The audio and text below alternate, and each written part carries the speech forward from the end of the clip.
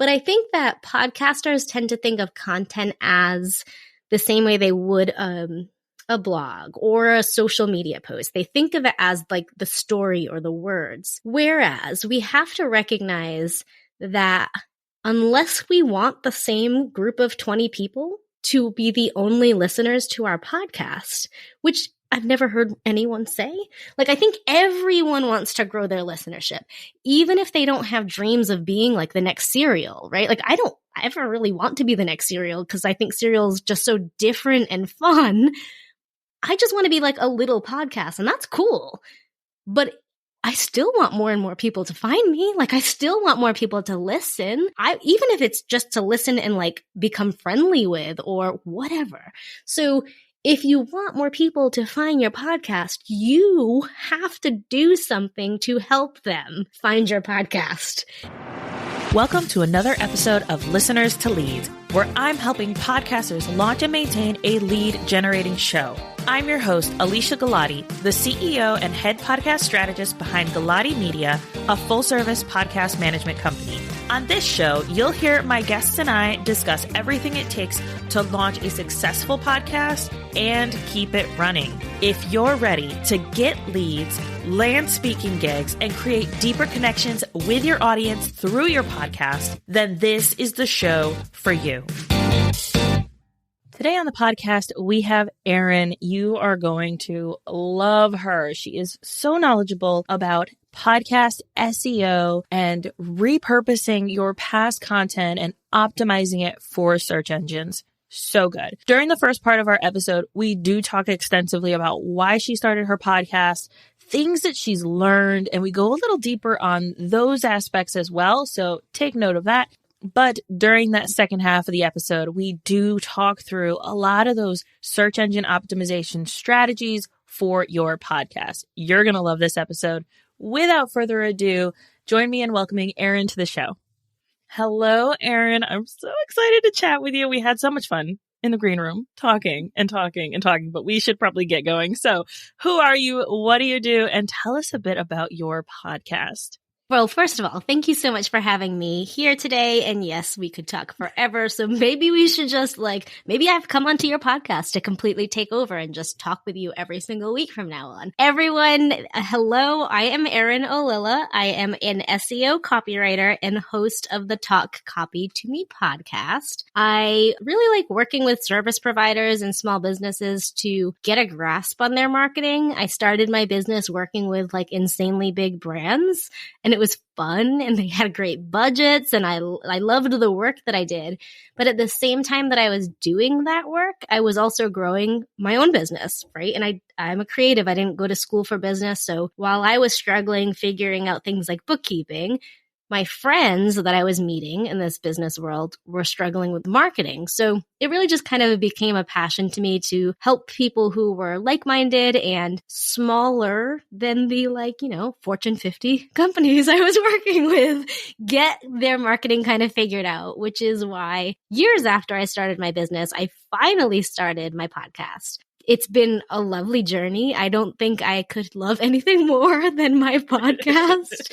And it's just really I find it so surprising. Like all of the things I've learned, I've created content forever, of course, mostly writing, but I'm learning every episode. I'm learning every guest. And I've been in podcasting now for a little over a year. So you think you get your groove and then something new comes and you're like, wow, that's interesting. Or, ooh, I should have been doing that since the beginning, right? But it's been a really great and fun learning process. So I love your title, Talk Copy to Me, because I'm someone who cannot title anything. Yeah. Listeners know I cannot title things creatively. Yeah. Listeners to Leads. That's what we're talking about here. I actually love the title of your podcast, though. Sometimes clear is so much better than trying to be fancy. So I think it's pretty ingenious. I love it. So yours is a little bit of sass with it. Talk Copy to Me. You're talking to some incredible people. You've been podcasting for over a year. So that's incredible. So Huge congratulations. I'm doing a little clap over here. Thank you. What caused you to kind of start your podcast and kind of come to that breaking point? Might not have been a breaking point, but to that point of saying, all right, I'm going to do this thing. Yeah, I think this is a really interesting question because it can be so different for everyone, right? So I mentioned being in business originally with the big guys, and I was just always creating content for other people. So much so that even after I transitioned to really like creating my own business and like stepping away from the contractor freelancer role, I still just created content for other people. And I would meet new friends. I'd meet people like at conferences and they'd be shocked. They'd be like, oh my gosh, you wrote for that brand, as if it gave me like a street cred that I was all of a sudden worthy, right? So eventually at some point, and not the worthiness factor, but eventually I was like, you know what? I really have to create content for myself. It's great that I run a referral-based business. It's great that my clients love me and they share me with their clients, but it's not helping my business to not market myself. So when I decided to kind of go in on that, it really started from a website rebrand for myself of me being like, hey, if I'm going to write websites for people, I should probably have one that I'm not embarrassed to share with people. So I followed best practices. I did voice of customer research and I called in a varied group of my clients. Like I really made sure to pick people who had different wins from working with me, that there was different friction points even, so I could think about processes and all that. And I know I'm getting on a tangent, but the reason I decided to start a podcast is because all of my clients said to me, Erin, when I got on a discovery call with you, the reason I decided to work with you compared to other people is because you were so welcoming and friendly that I just trusted you. Like your selling point is not that you're a good salesperson, which I'm not a good salesperson, but your selling point is that you are like, you make people feel comfortable. So when I got all my data, when I got all of these like transcripts and I was really sorting through it, I was like, okay, sure, I could write 1 million blog posts. Like I could write blog posts while I'm sleeping and SEO them up and attract people that way. But there's a reason that these people all said the same thing that I'm not paying attention to and I've never paid attention to. Like I feel like when I get on a discovery call, I'm always like, oh, hi, you want to be my friend? Right? So, but really, I guess that is how I sell. I sell through connection. So I knew that when I was going to put in the effort to create my own content, I needed to either have a YouTube show or have a podcast. Now, I'm a binge podcast listener. I don't sit down and listen to podcasts all day, every day. So I kind of felt like I was cheating by going the podcast route because it felt like, you know, if you have to be a good podcast listener, you should be listening to like 4 podcasts a day, every day, and that should be what you do. But at the same time, I'm also a stay-at-home mom with young children that I've had while growing my business and no childcare. Purposely chosen. So I look like a mess all the time, which is totally fine. That is cool. I have like brought that into my personal brand, but I didn't think YouTubing was the best approach to creating content. Like if I'm going to show up with my mom hair and the frizzies all around the crown of my hair and like, I don't know, like especially when my kids were younger, like food on my shoulders because they like wiped their face on me, we're going to pause it on the video content. And truly, I actually really love that. I talked about this with someone recently, and I thought this was so transformative, I would say, and something I didn't notice. But I didn't think I was nervous about being on video at the time. I just thought like it was practical to not be on video. But I found through podcasting, because I also record all my calls on video in case I want to use clips, I found that I didn't give a poop anymore. I don't know if I should swear or not. Like, I didn't care anymore about the fact that, like, I might have my hair up in, like, a mom bun, wearing a sweatshirt with, like, big bags under my eyes, because the conversation was just so good and helpful that I was proud of it, right? So I would say that's like a lesson I learned through podcasting. Like, I think that I went into it thinking it was a practical choice to choose an audio only format and build that connection from the like friendliness and the like conversational tone. But really, I think I was avoiding video because of my own mindset things about how I looked or how I should present myself. And now I'm just like, yep, I'm tired. I got some huge bags under my eyes, but did you know this thing? Let me help you. And I really appreciate that. I appreciate that without knowing it, I've grown in the idea that, yeah, you can create great video content. It doesn't matter what you look like because you're doing like a service to the people who are watching it.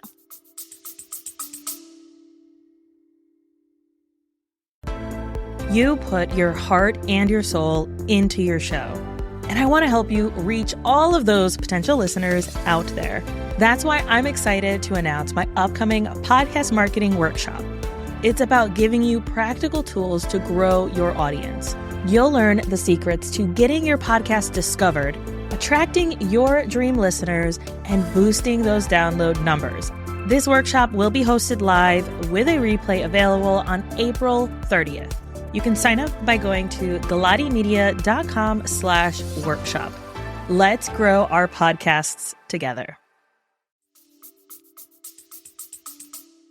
Yes. Oh, that's so good. And what a lesson to learn, for sure. I definitely agree with the idea that podcasting, especially as someone who I also don't really like showing up on camera, and like I like to see the person I'm talking to, but the idea of like doing reels or going on TikTok, like none of that really appeals to me, because I'm like, look, y'all, this is my face.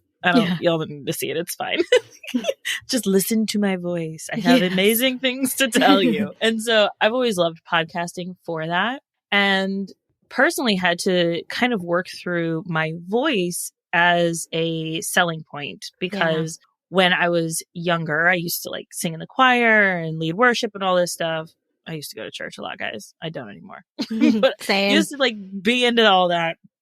And then I got really sick when I was like 17, 18, and my voice completely changed. And later I worked in manufacturing with a lot of dudes who like, they don't care what they say to you when you work in manufacturing. And so I had one guy who was like, Alicia, you have one of those voices that makes me want to like just punch you in the face. Oh my God. And I'm like, I hate him. Friends. What's wrong with you?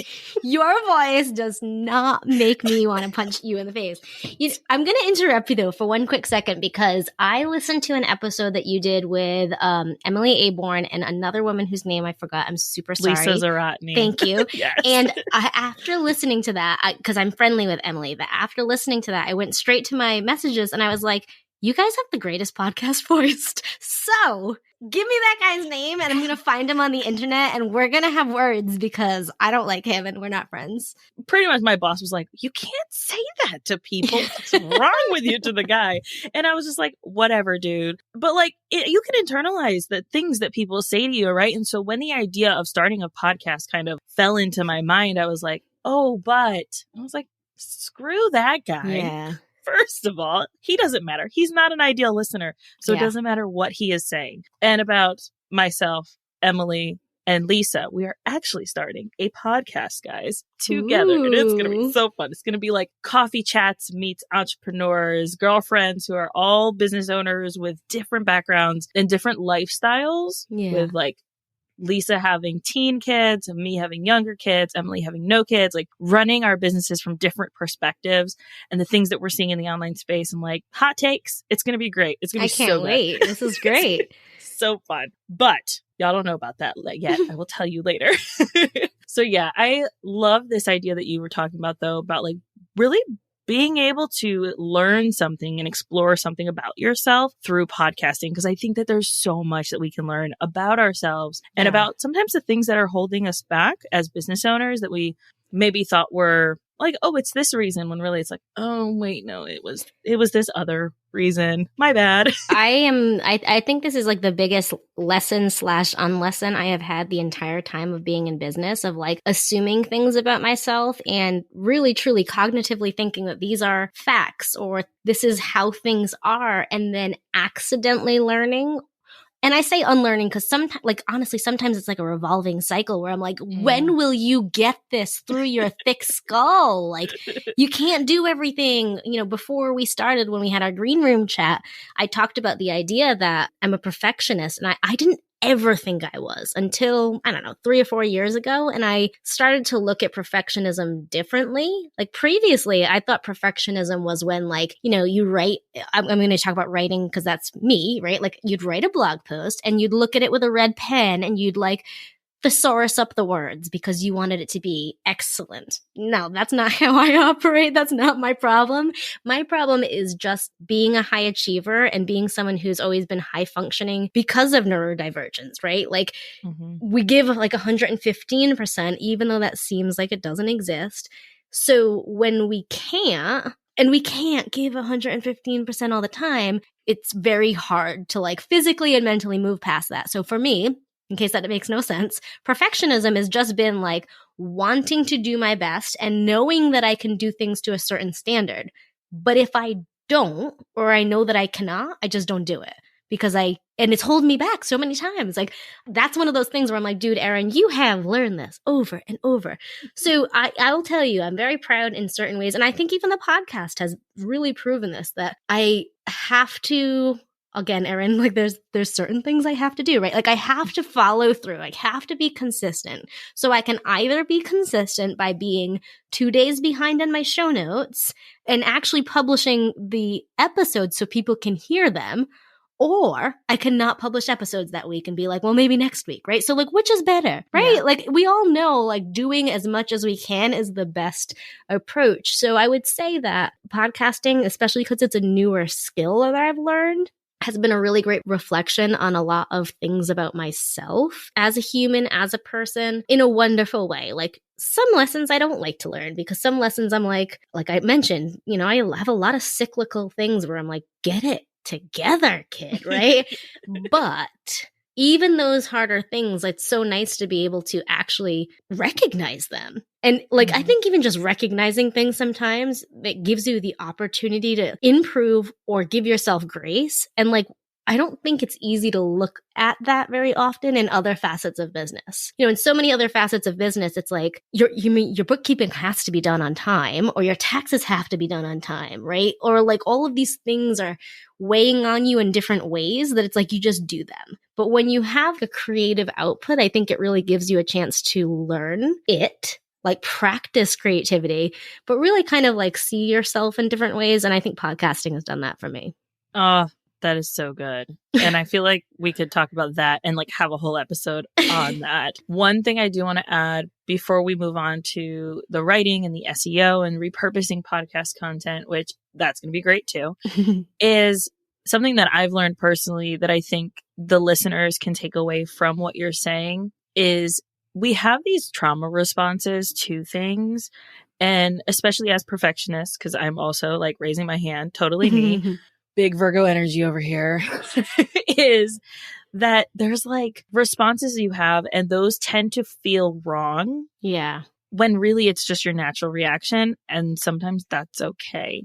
Sometimes it doesn't actually have to be fixed or changed. You just have to pause, recognize it, and watch how you react to it.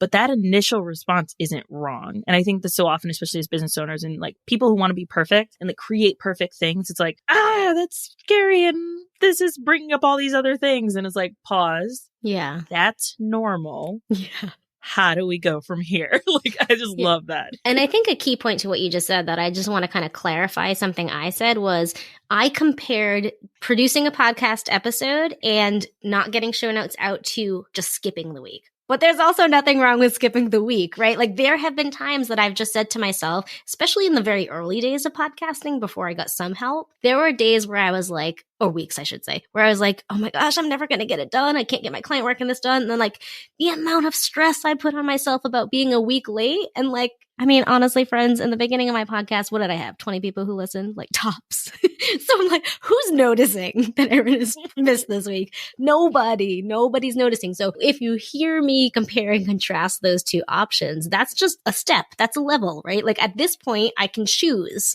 between those two things. But if you're at the level lightly underneath that, where it's like, produce an episode or not produce an episode this week, do what you can do. Like it is all bandwidth and like consistency. Like, you know, we talk about how easily people don't make it past like episode 7 in podcasting and, you know, people just stop.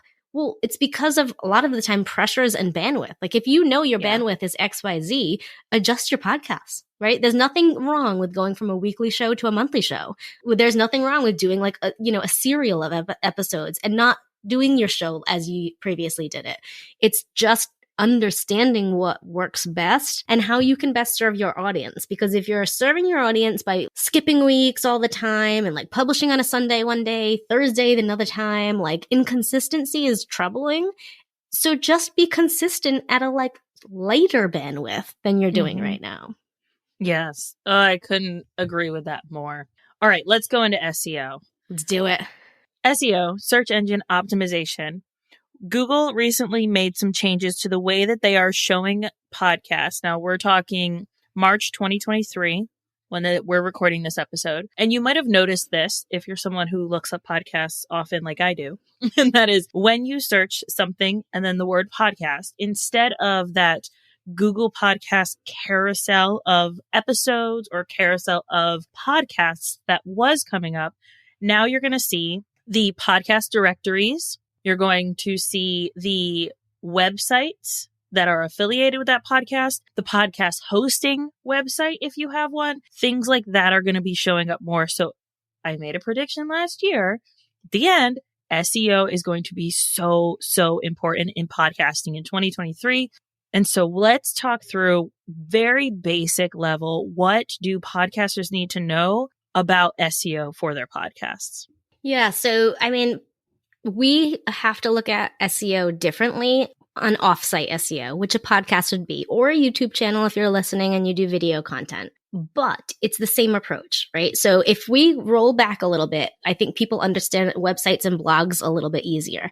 What's happening is you're doing some research into what you want to write or speak about, and you are determining what keywords you want to use that will help you rank higher on search engines. Now, when we look at podcasting, and we'll stay here for a second, the search engine is really literally like the tool with the search bar that you type in things like copywriting podcast, or you type in like small business finances, or you type in wedding photography, whatever it is, it's still a search engine. And people don't really recognize that as one. They recognize it as like a tool, like a glossary, if that makes sense, versus like the Google. So if we approach the search engines on podcast apps and the directories as a way to find the information that we want as consumers, we get it, right? Like we get the show, hopefully we get the shows we're looking for. And if we're looking for more of like a category type show, we get a list of them, also prioritized but from most popular to potentially not that popular, but we get all this provided to us, and that is all search engine optimization. But my bone to pick with podcasters is podcasters do nothing for SEO. Like so many conversations I've had with podcast friends that I meet, I'm like, oh, because sweet little Erin, girl next door. I'm like, SEO, I do it in my sleep.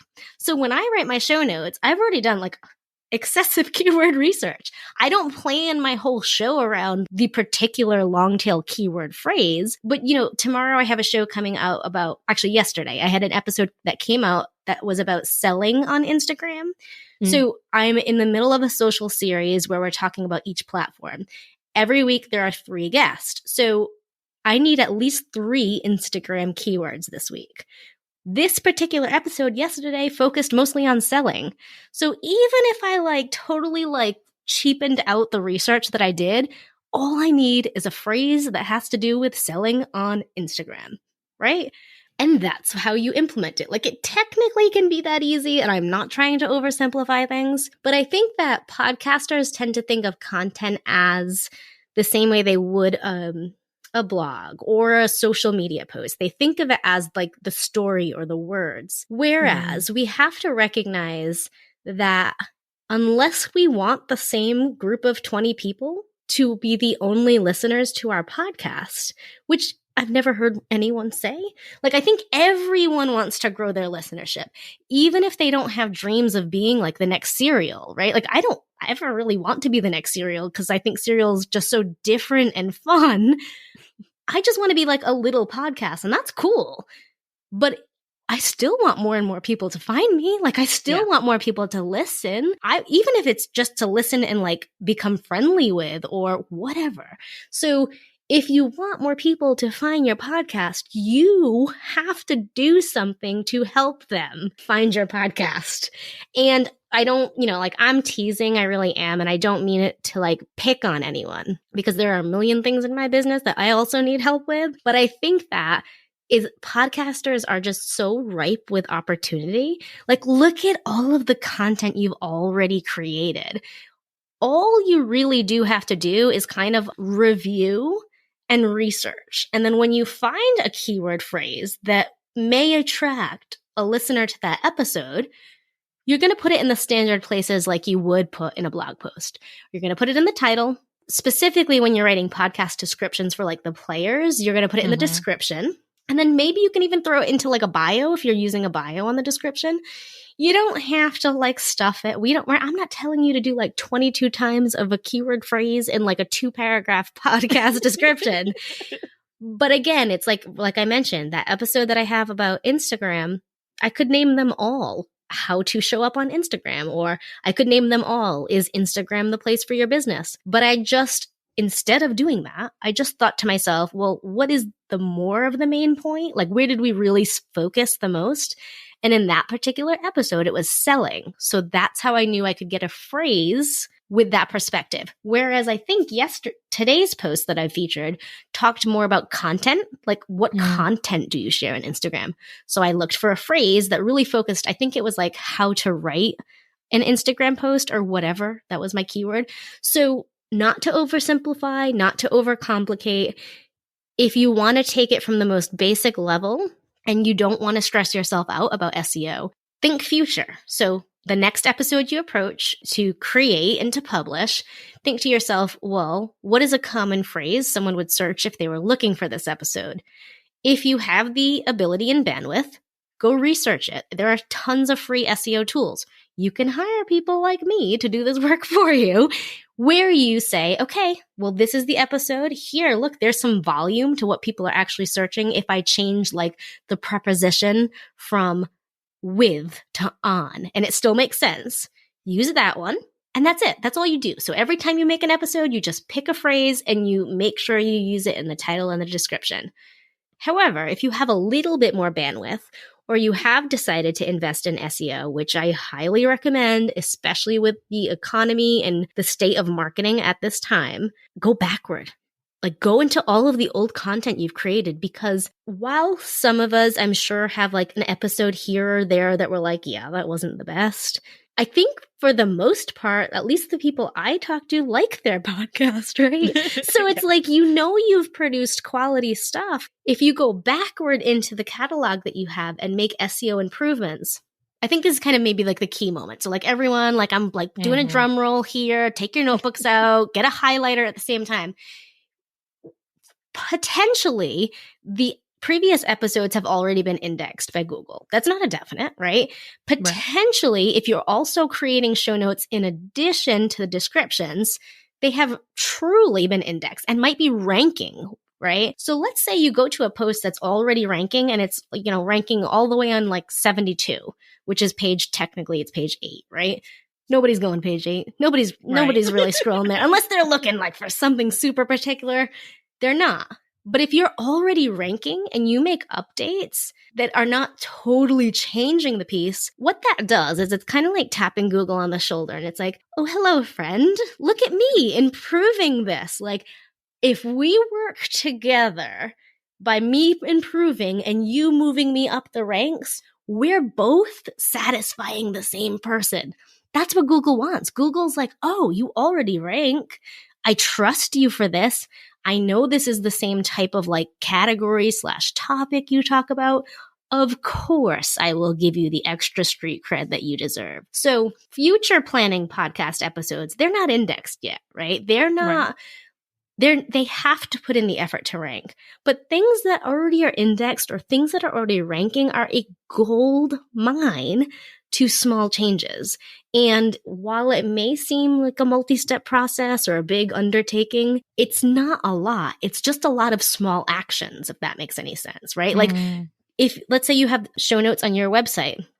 Yeah, you do have to go into every single post and update it slightly, but you're not rewriting it. You're maybe adding a sentence, you're updating a meta description.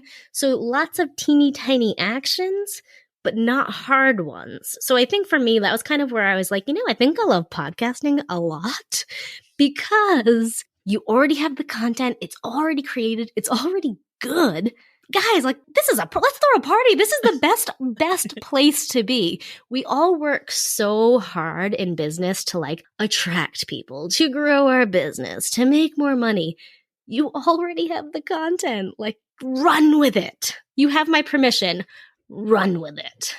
Oh, I love that. We have an episode, and we'll make sure to link it in the show notes, about ways to repurpose your content more than just you turn this into a blog post and into this and into that and into this tweet or whatever. Like, there's so many different ways that you can repurpose the content, adding it into an email sequence as a bonus for people that could, I mean, they could probably go search it if they wanted to, but it gets it in front of them. Like, there's so many different ways that you can do this. And what you're saying, especially for the people who are like 100 episodes in, 200 episodes in, like, there's so much room for you guys to maximize this and to make the most of it. I recently had a conversation with the co-founder of Podetize, and she's going to be on the show soon. She was saying that she had a 3D printing company. And so she had a podcast about 3D printing, and HP reached out to her and was like, we can't get you off of Google. You are ranking too high. They'd been podcasting for like 6 years. You're ranking too high. We are trying to get you off. Can we partner with you and do a program with you, or do like sponsor a season of your show to get us on Google? So like, there is so much room. And she thought it was like, no, that's not HP. They're just some crazy wacko coming in. Like, what a great way to use that. Yeah, and it's not just the brands either, right? So like, another easy win, and I really hate, I know I've said this a few times, but I hate when I say easy, because to me, this is like, I do this with my eyes closed and my hands like tied. But an easy win is to use your guest's name as your keyword driver, right? Especially if you've had someone really fancy on your show, they probably have extremely high domain authority. And even if they're not like super fancy, but they're like maybe more advanced in their career than you are, they probably have a really high domain authority. So not only would actual website show notes be a good like backlink to their website, because it's kind of that is like telling Google like, oh, we're friends. You see that guy? We're friends. Yeah. You know, it's like you get like pulled over for a ticket and you tell the police officer like, do you know Joe? Which I would never do. But you know what I mean? I've seen it happen. It's like, a friend did it, yes. I remember growing up, one of my friends' dads was a cop, and they were like, oh, if you ever need anything, you could always just be like, can you talk to Mr. So-and-so? And I was like, no, I would die. Like, how do you do that? Like, hello, I did the wrong thing. I know I'm supposed to follow the rules, but anyway, sorry. Circling back That's to big Virgo-ness. It really like, is. Flick Follow the the checkout rules. line of like 12 or less. Like, no, if I you have have more 13. than 12 items, you can't. You can't. My husband gets mad at me all the time. Not mad. He's just like, Alicia, you have 13. I'm like, but it says 12. Super no, thank rule you. follower. Rules. Anarchy, guys. Seriously. But in the sense of like using the backlink, it's really seriously just like being like, hey, Google, you know this person you really trust? I trust them too. So let's like share that connection. So if you're struggling with coming up with a keyword phrase, think about who you're interviewing if you're interviewing someone. And then you mentioned what you were talking about was niche sites. Oh my goodness gracious. Like, that's a whole different story. Average old business podcast, you have a great opportunity. Niche podcasts, you have a stellar opportunity, right? You know, I always say this, I'm going to sound like a super broken record, right? But pre-pandemic, do you think that all of the at-home bakers were getting a ton of website traffic to their like post about how to do a sourdough starter? No, they were not. But they did it because like they were trying to create their own blog, or they were just passionate about these things and interested. What happened during the pandemic? Every single person in the world, besides like 3, tried to do I'm raising my hand because there's no way that would have ever worked for me. But you know my point. It's like they're like it increased by, and I always say that I don't know the statistic, but I think it was like 9,000% or 3,000%. Can you imagine if all of a sudden you got that much more traffic to your website and how it would affect your business? So getting away from the tangent, if you do have a niche podcast, let's say it's on children and painting, right? Like teaching kids more about like painting techniques. There are particular phrases that parents and teachers and I wouldn't say children, but like the group of people in that age range are looking for. So they are super targeted to what you're offering to them. So if they find you as the solution to that question, they're just going to love you forever. If you're doing nothing to give them that solution, they don't know you exist. So they cannot love you forever. So it's really just like getting yourself in the room. I remember when I started my business, like hearing these conversations of like networking groups, and they're like, you just got to be in the room. You're just going to be in the right room. And like, again, we talked about being very literal. That for me, I'm like, well, which door is it? Like, just tell me where to knock and I'll show up. But the beauty of SEO is there's no doors. It's literally like an open wide space. It's just kind of waving and being like, here I am. If you want me, come to me. And people come because they really just want help. They want answers. They want solutions. They want encouragement. They want entertainment, like all types of podcasts and content. People want those different feelings. And if you can give that to them, then you're the right person for them. Oh, so good. I feel like we could talk about this forever. And so maybe we need to do a part 2 very soon, because I feel like there's so much, we could go so much deeper on this topic. Few things to pull out that I think are really important about the naming your podcast episodes. Going back to the initial conversation that we had about how we named our podcasts, being very literal about like, what is it that your audience actually wants to hear? And I know that marketing a podcast can feel really stressful, right? So like being like, talking about my podcast again on Instagram, I'm doing another reel on Instagram or doing another TikTok about my podcast. Like these things can feel really overwhelming, but this is, to use Erin's word, an easier solution than having to put yourself out there and be a slave to an algorithm that's changing every 10 seconds. That you have to show up every day multiple times. Yeah, no, thank you. Yeah. Like this is tried and true. I think the thing that where people don't see the value in SEO and other things, like this is why I became so passionate about testimonials as well, is there's no urgency and there's no immediate reward. So, you know, with our brains and dopamine and all these things, we're so like trained now, like Pavlov dog trained to seek immediate rewards for the efforts that we put in. So when we show up on social, let's just say you do like an Instagram story, you get the reward for doing the work, even if it has no ROI, right? So you keep doing it, you keep doing it, you keep doing it. You might not actually ever get the ROI.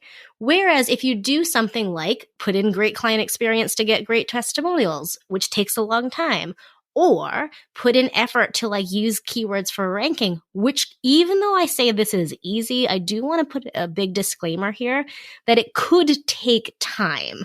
If you're on page 72 and you're just starting to do SEO now, while Google will definitely be like, oh, hey, all right, girlfriend, let's start working, it could still take a while, right? Yeah. But when you finally see that, there is such a true ROI. Such a true ROI that you don't get from those immediate rewards that you do in social. So it doesn't feel as good because it takes longer. But I think if you can hold until that longer part, it will feel good later when you're like, I'm turning people away because my life is just so easy now. Yes. Oh, so good. Thank you so much, Erin. Where can people find you, learn more from you, hang out with you, all that stuff? I say just come on over to my podcast, right? Like you already have like your earbuds in your ear at this point. I'm not going to tell you to come to social and find me, but you can very easily. The beauty of SEO is that Google knows who I am now. So you can even misspell my name and they will point you in my direction.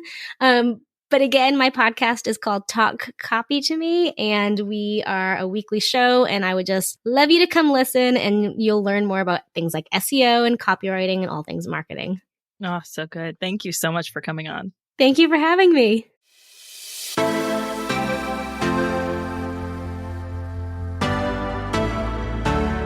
Thank you so much for listening to this episode of Listeners to Leads.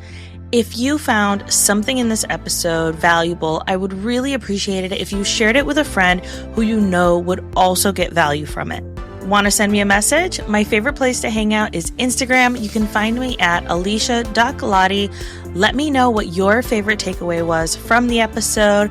And don't forget, turning those listeners into leads is actually easy.